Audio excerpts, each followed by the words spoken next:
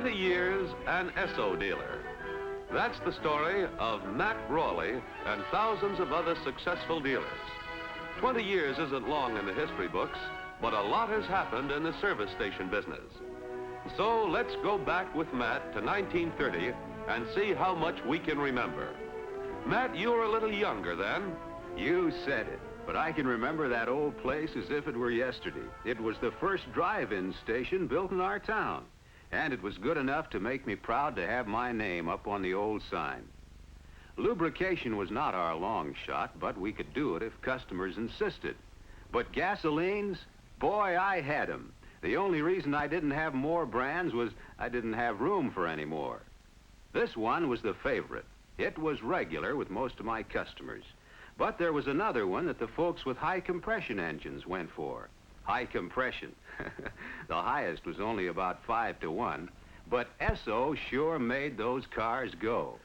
I'll bet you didn't guess that within a few years, that little word, E-S-S-O, was going to be one of the best-known trade names in the world. Nope, I didn't, but it was good enough for me. I decided to cut out the competitive brands.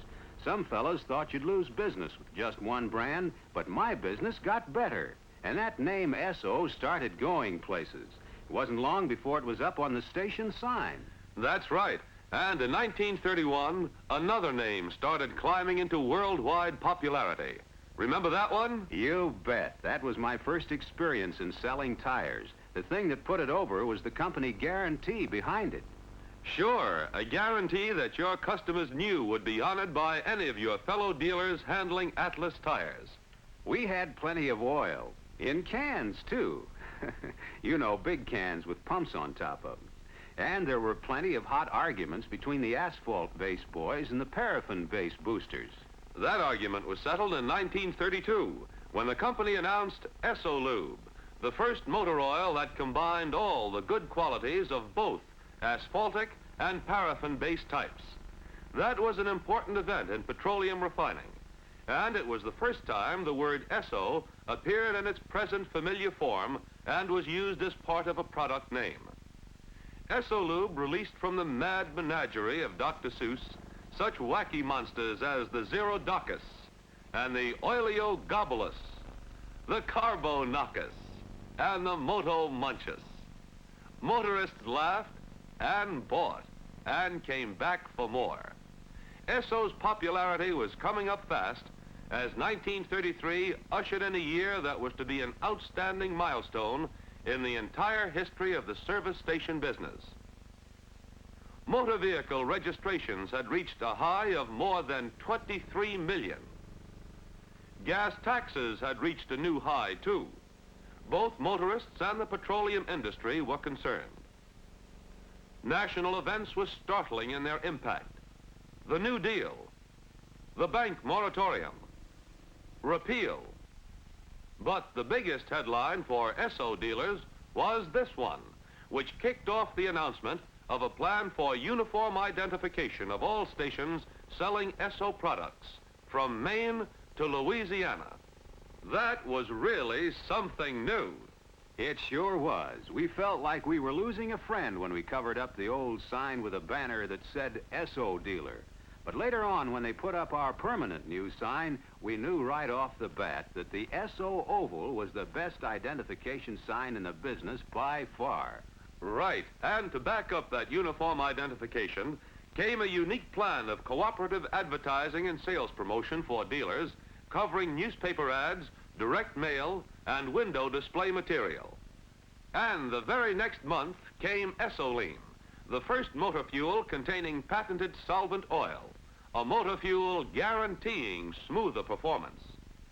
Thousands of motorists tried Essoline and became regular customers for Esso dealers. As part of their program to help Esso dealers become better merchandisers, Esso marketers brought out in 33 3 films on product information and selling. Know Your Products, Esso Salesmanship, and Esso Station Selling, a new form of sales help and training which has continued ever since. Better salesmanship and better service became the order of the day. Matt Broy, like other dealers, started to become merchandise-minded. You put in an island store, didn't you, Matt? Yes, I did. It helped us to sell accessories. I put in modern pumps, too, and rebuilt the windows for display. I remember trying to put in my first window display and wishing I'd left the windows the way they were. I decided merchandising had its disadvantages, but the results weren't so bad at that. We sold a lot of Uniflow that winter and a lot of Aero-type Esso the next winter. Esso sure kept us on the jump with new products. Those products kept the jump on competition, too. Refinery output went up 250% to meet the demand for Aero-type Esso. 1935 gave birth to four things that have been growing ever since. The first was happy motoring. And everybody knows that happy motoring has become one of the great selling slogans of our time. Next big thing in 35 was VEL, Verified Esso Lubrication. The first complete Esso Dealer lubrication merchandising plan for those dealers properly stocked and equipped to handle it. Did that include you, Matt? Well, no, but I stuck my neck out. I borrowed the dough to build 2 lube bays and hired an extra man. But I made money on my lube department almost from the start. Third big event in 1935 was the birth of Esso Motor Oil, successor to Uniflow in the premium-priced field. This improved motor oil was so far ahead of competition in viscosity index that it couldn't even be measured in regular SAE ratings. And no competitive oil from that day to this has met the challenge of this great product. Fourth major happening in 1935 was the opening flash of the Esso Extra. Topping all other news broadcasts in time on the air, this unique feature became your Esso Reporter. A lot of history was made in the fast-moving years that followed. By 1939, motor vehicle registrations had climbed to more than 31 million. United States petroleum production topped 1.25 billion barrels a year. Gasoline taxes collected from the motorist were fast approaching $1 billion a year. In 39, New York and San Francisco were playing host to the world with their glittering fairs. Pennsylvania was building the world's greatest non-stop super turnpike, and Esso Research and Engineering were giving birth to a brand new set of twins for Esso dealers. Those lucky twins were the new Esso and the new Esso Extra, again scooping the field in product quality. Dealers were cashing in on the sales value of uniform identification as more products appeared under the Esso label. A new type of sign was introduced for dealers eager to cash in on increased highway travel after dark. The neon Esso with its tremendous range of visibility. But a new darkness was beginning to spread across the face of the earth, the clouds of war. Uncle Sam diverted many American tankers to carry oil across the Atlantic, with resulting shortage of gasoline for much of our own market. Esso marketers went all out to help build more transportation facilities. Fast new tankers were rushed to completion, and big steel pipelines were built to share the load. Growing shortages of materials and parts for automobile upkeep gave birth to another great new Esso dealer selling slogan: Care saves wear. And Esso dealers everywhere went all out to help keep America's cars rolling and their own profits from falling off. You did a good job on Care Saves Wear, Matt.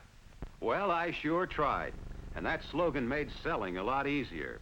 We really went to town on lubrication and service items. Believe it or not, that was the first time I ever used newspaper ads. It sure surprised me how many people read our local newspaper. My ads brought in folks I'd never seen before. I guess... What was that? That was Pearl Harbor, an explosion that reverberated around the world and changed the world for all of us. Overnight, Tojo was sitting on the world's rubber supply. Tires were gone. Oil became vital ammunition. Every drop was precious. Wartime speed limits were posted on every highway to save on tires and cars. Switching tires to equalize wear became a new service for Esso dealers. And then came rationing, with all its headaches. Here was a time of vital decision for every American, including every Esso dealer. Many had to entrust their businesses to their wives or employees, or close their doors. Some dealers who thought of their business only in terms of gasoline volume turned to other occupations. But service-minded dealers realized that they could do more for their customers and the war effort by keeping America's automobiles rolling. Dealers had plenty of chances to get into the fight right at home. Motorists weren't going places those days, but their sons and husbands and sweethearts were, and Esso war maps made a lot of friends. And while our boys were invading enemy territory, we had an invasion of our own. Gremlins. Those pests really made trouble as cars got older. And Esso dealers made extra profit by running them down. Another great new selling slogan hit the highways. Save that car. That's when I started using my own spots on our local radio. Save that car, and save money, too, with Matt Broy's complete Esso lubrication and checkup service. Here's what you get. It surprised me again how many people listen to the radio. You bet they do. And there were plenty of them listening in when another explosion rocked the world. Pearl Harbor was avenged, and the atom age had begun. But ration-starved motorists were far more interested in gasoline than in atoms. And Esso was ready, with new know-how gained from years of war research and great refineries able to convert almost overnight to peacetime output. Within 24 hours, Esso again scooped the nation in announcing two great new super fuels on the way to Esso dealers. Remember, Matt? You bet. And, brother, was it sweet music to hear that old filler up again. But folks who had that joyful victory pipe dream of new cars for everybody were in for a rude awakening. Yeah, and when folks really started hitting the road again, those old jalopies just couldn't take it. Our service business kept growing. And believe me, I was glad when we could get materials to modernize my station the way I'd worked out with my Esso salesman. Well, Matt, when you stop and think back, a lot has happened in 20 years. Yep, our service today isn't much like it was when I started, or our products either. Esso was tops then, but it's gotten better and better over the years. And what a difference between the oils we carried then and the new Esso Extra motor oil we have now. And maybe you haven't thought much about it, Matt, but your own progress has been just as great. You have built your business from a small filling station into one of the important merchandising establishments in your town. From just another young man starting out in the service station business, you have grown to be one of your town's most respected citizens. And this has happened not only to you, Matt. In essence, your story is the experience of thousands of other successful Esso dealers all the way from Maine to Louisiana. Yes, a lot has happened to all of us in 20 years. We've come a long way, and there's even more in store.